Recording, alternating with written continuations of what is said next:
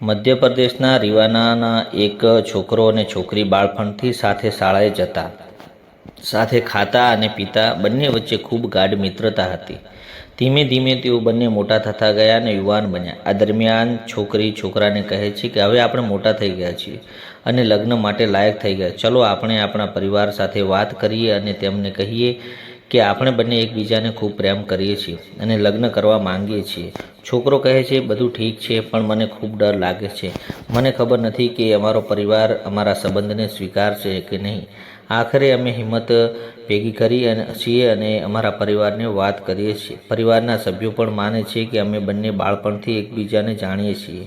અમે સમજીએ છીએ કે આખરે બંને પરિવારો એકબીજા સાથે વાત કરે છે અને સર્વસંમતિ પર પહોંચે છે અને બંનેના લગ્ન થાય છે.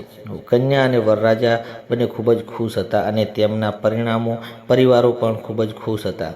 પછી એક દિવસ 21 ઓક્ટોબર 1924ના રોજ કન્યા વરને કહે છે કે આટલા દિવસોથી ઘરે રહી અને કંટાળી ગઈ છે, ચાલો ક્યાંક ફરવા જઈએ.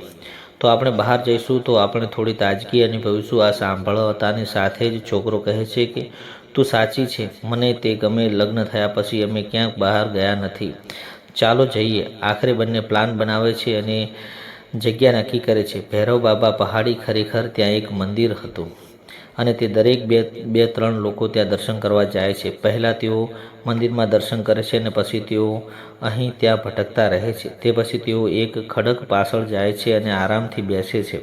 તે બંને એકબીજા સાથે પ્રેમની વાત કરી રહ્યા હતા અને તેમના ભવિષ્ય વિશે વાત કરી રહ્યા હતા. ખરેખર તે બંને ત્યાં બેઠા હતા અને તેમાંથી થોડેક દૂર 5 છોકરાઓ હતા. તે 5 છોકરાઓ પાર્ટી કરી રહ્યા હતા અને ખાતા પીતા હતા, પણ 5 હોકારામાંથી કોઈના શરીર પર કોઈ કપડાં ન હતા. તેમણે ફક્ત શોર્ટ્સ પહેર્યા હતા. પછી તે 5 છોકરાઓની નજર કન્યા અને વરરાજા પર પડી અને તે છોકરાઓ તેમને નજીક આવે છે અને નજીક આવ્યા પછી તેઓ બંનેને ઘેરી લે છે. હવે વરરાજા અને કન્યા બંને ગભરાઈ જાય છે અને ડરી જાય છે. પછી છોકરો એટલે કે વરરાજા કહે છે કે ભાઈ, તમે લોકો શું ઈચ્છો છો? તમે કોણ છો અને અહીંથી જાઓ, તમારે તમારું કામ કરો. પછી એક છોકરો કહે છે કે અમે અહીં ફક્ત અમારું કામ કરવા આવ્યા છીએ. તે દરમિયાન વરરાજા વિરોધ કરવાનું શરૂ કરે છે. તેથી 5 છોકરાઓ મળી અને તેમને થપ્પડ મારવા લાગે છે અને મારવાનું શરૂ કરે છે અને બચાવ માટે કન્યા વચ્ચે આવે છે અને તેઓ તેમને પણ મારે છે. પછી તે કન્યાને બાજુમાં ધકેલે છે અને વરરાજાને નજીકના એક ઝાડ સાથે બાંધી દેવામાં આવે છે. તેના હાથ પગ બાંધી દેવામાં આવે છે અને પછી 5 જણા એક પછી એક છોકરી તેના પતિની સામે તેના પર છોકરાને ઝાડ સાથે બાંધે છે અને પછી ડરી ગયો હતો અને તેની પત્ની જવા દેવા માટે તે વિનંતી કરી રહ્યો હતો, પરંતુ તેનો અવાજ તે 5માંથી કાન સુધી પહોંચતો ન હતો. છોકરી પણ દયાની ભીખ માંગી રહી હતી. જેમ જેમ તેઓ દયાની ભીખ માંગી રહ્યા હતા તેમ તેમ તેમને મારવામાં આવી રહ્યો હતો.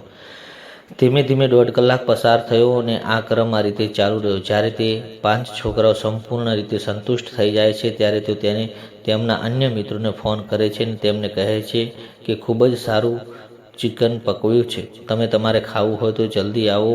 જેમ જેમ અમે ફોન કરીએ છીએ પછી 3થી વધુ છોકરાઓ આવે છે અને તેઓ પણ આ છોકરી સાથે આવું જ કરવાનું શરૂ કરે છે.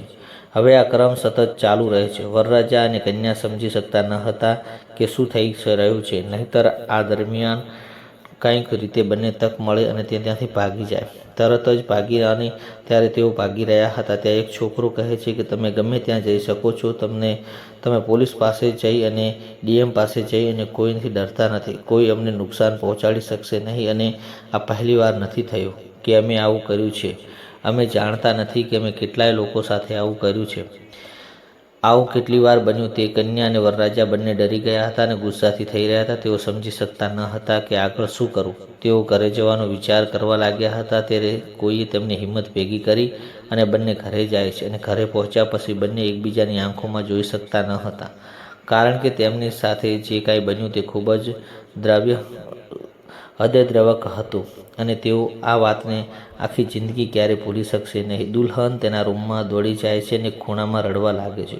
છોકરો એક અલગ ખૂણામાં રડવા લાગે છે અને તે ચિંતા કરે છે જ્યારે પરિવારના સભ્યો બંનેના સ્થિતિ જોયો છે ત્યારે શું થશે. તેઓ પણ ચિંતિત થઈ જાય છે અને સાસુ જઈ અને છોકરી કન્યાને પૂછે છે કે દીકરા શું થયું, તમે બંને અહીંથી ખૂબ જ ખુશીથી ચાલ્યા ગયા હતા. જ્યારે તમે પાછા આવ્યા તો તમે આટલી ચિંતામાં કેમ છો? છોકરું પૂછવામાં આવે છે. તે પણ કાંઈ બોલી શક્યો ન. તેથી તે જ સાસુ સસરા અને ઘરની અન્ય સ્ત્રીઓ કન્યાને પ્રેમ અને આરામથી પૂછતી હતી. પરંતુ જેવી તે કાંઈ કહેવાની સ્થિતિમાં આવે તે તરત જ બેભાન થઈ જતી હતી. હવે પરિવારના સભ્યો વિચારવા મજબૂર થયા હતા કે તેમની સાથે ખરેખર શું થયું હશે. પછી દુલ્હન હિંમત ભેગી કરી અને દિવસ દરમિયાન તેમની સાથે બનેલી બધી વાતો તેમને કહે છે. અને હવે પરિવારના સભ્યો આ સાંભળતાની સાથે જ પછી તેમના પગ નીચેથી જમીન સરકી જાય છે અને તેઓ વિચારવામાં મજબૂર થઈ જાય છે હવે શું કરવું. આખરે બીજા દિવસ થાય છે અને વરરાજા તેની પત્નીને કહે છે કે જે કાંઈ બન્યું તે ભૂલી જા અને તેની એક ઘટના ગણી અને મેં 7 જીવન તમારી સાથે જીવવા અને મરવા માટે જે પ્રતિજ્ઞાઓ લીધી છે તે હું મારા મૃત્યુ સુધી નિભાવીશ. કોઈ તમને સાથ આપે કે ન આપે, હું મારા મૃત્યુ સુધી તમને ક્યારેય છોડીશ નહીં. હવે છોકરી આ સાંભળતાની સાથે જ તેને થોડી રાહત મળે છે અને પછી તે 22 ઓક્ટોબર 2024ના રોજ તેની પત્નીને નજીકના પોલીસ સ્ટેશનમાં જાય છે અને આખી ફરિયાદ તે પોલીસ કર્મીઓને કહે છે. સાહેબ, અમારી સાથે આવું બન્યું છે અને અમારે તે રાક્ષસોને ઝડપથી પકડી લો અને તેમના ગુના માટે તેમને સજા આપવી જોઈએ. હવે પોલીસ કર્મીઓ આખી વાર્તા સાંભળે છે પરંતુ તેઓ આ બાબતને એટલી ગંભીરતાથી લેતા નથી જેટલી તેમને લેવી જોઈએ. પોલીસ તેની લેખિત ફરિયાદ આપવાનું કહે છે અને બાકીનું તે સાંભળી લેશે. ફરિયાદ આપે છે અને ચાલ્યા જાય છે. આ દરમિયાન 2 દિવસ પસાર થઈ જાય છે અને પોલીસ દ્વારા કોઈ કાર્યવાહી કરવામાં આવતી નથી. આ મામલે 2 દિવસ પૂર્ણ થયા બાદ સંપૂર્ણ દબાઈ જાય છે અને આ મામલો મીડિયા સુધી પહોંચે છે. અને જ્યારે મીડિયા આ બાબતને પ્રકાશિત કરે છે ત્યારે સ્પષ્ટ થાય છે કે આ બાબત 2 દિવસ સુધી કેમ છુપાવવામાં આવી હતી. ખરેખર 23 ઓક્ટોબરના આ વિસ્તારમાં એક ખૂબ મોટો કાર્યક્રમ હતો જેમાં મુખ્યમંત્રી પણ આવ્યા હતા અને મોટા ઉદ્યોગપતિઓ આવ્યા હતા. પ્રખ્યાત લોકો આવ્યા હતા અને પોલીસ ક્યાં ડરતી હતી. જો મુખ્યમંત્રી આ બાબતની ખરેખર ખબર પડશે તો તે ગુસ્સે થશે અને પોલીસનું નામ પણ ખરાબ થશે અને તેની તે 2 દિવસ સુધી છુપાવી રાખવામાં આવ્યું છે. આખરે જ્યારે આ મામલો સોશિયલ મીડિયા પર વાયરલ થવા લાગ્યો ત્યારે પોલીસ પણ દબાણ વધવા લાગ્યું. પછી પોલીસ જાગી જાય છે અને તે જગ્યાએ જાય છે જ્યાં તે મહિલા સાથે. જ્યારે પોલીસ ત્યાં હશે ત્યારે તે પુરાવા એકત્રિત કરવાનો પ્રયાસ કરે છે તો તેમને ત્યાં કેટલીક ખાલી ગ્લાસ મળે છે જેમાં દારૂ પીધો હતો પરંતુ કોઈ નક્કર પુરાવા મળ્યા નથી. પરંતુ 24 ઓક્ટોબર 2024ના રોજ પોલીસને એક વિડીયો મળે છે જેમાં 4 કે 5 છોકરાઓ અને તે છોકરાઓ શરીર પર શર્ટ સિવાય અને કપડાં પહેર્યા વગરના હતા અને તે પોતાનો દેખાવ ખૂબ જ વિચિત્ર બનાવ્યો હતો. કેટલાક નશામાં જમીન પર પડ્યા હતા અને કેટલાક કંઈક કરી રહ્યા હતા અને તેઓ ત્યાં લીટી ચોખા પણ બનાવી રહ્યા હતા અને તેમની ખાવાની તૈયારીમાં વ્યસ્ત હતા. હવે તે વિડીયો દ્વારા પોલીસે લગભગ 300 છોકરાઓને પકડી અને તેમને પૂછપરછ કરી. આ 4-5 છોકરાઓ પણ તેમાંથી એક હતો. જ્યારે તે પોલીસે પૂછપરછ કરી ત્યારે તે બહાના બનાવવા લાગ્યો અને કહ્યું કે સાહેબ, હું એક ગરીબ મજૂર છું અને મજૂરી કરીને મારું ગુજરાન ચલાવું છું. મને કોઈ કારણ વગર ફસાવવામાં આવી રહ્યો છે. જો કે પોલીસે તેને ફસાવ્યો ન હતો. તેઓ તે ફક્ત પૂછપરછ કરી રહ્યા હતા. તે પોલીસની સામે નવી વાર્તાઓ બનાવી રહ્યો હતો અને પોલીસે પણ તેની વાર્તા પર વિશ્વાસ કર્યો અને તેને છોડી દીધો.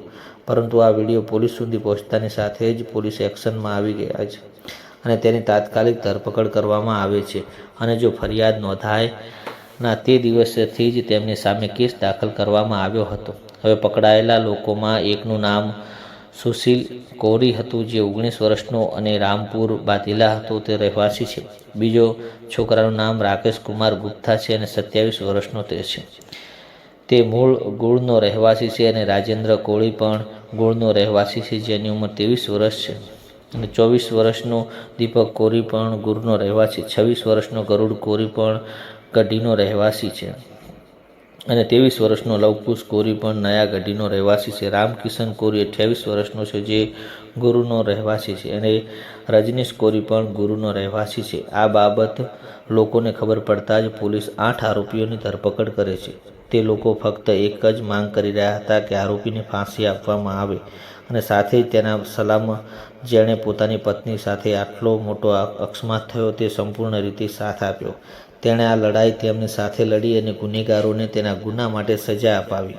આ કેસમાં રેવા આઈજી મહેન્દ્રસિંહ સિકારવા કહે છે કે 15-20 દિવસમાં ચલણ કોર્ટમાં રજૂ કરવામાં આવશે અને આ કેસ ફાસ્ટ ટ્રેક કોર્ટમાં ચલાવવામાં આવશે, જેથી આરોપીને સૌથી કડક સજા આપી શકાય અને સમાજને સંદેશ આપી શકાય છે કે ખરાબ કાર્યનું પરિણામ હંમેશા ખરાબ જ આવે છે.